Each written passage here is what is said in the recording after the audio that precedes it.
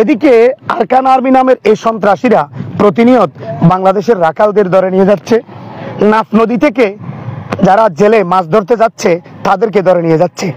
কোনো কোনো সময় মিয়ানমার বাংলাদেশের বাণিজ্য চুক্তির যে জাহাজ সেগুলিও আটক করে রেখে দিচ্ছে।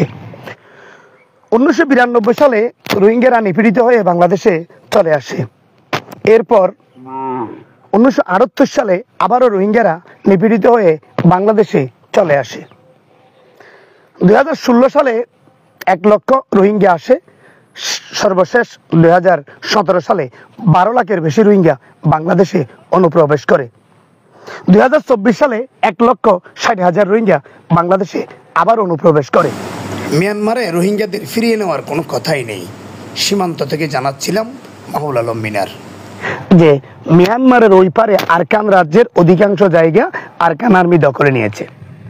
তবে আরকান আর্মির পাশাপাশি এখন রোহিঙ্গা বিদ্রোহী গোষ্ঠী তারাও তাদের জায়গা দখলে নিতে বা দখল মুক্ত করতে তারাও চালাচ্ছে লড়াই।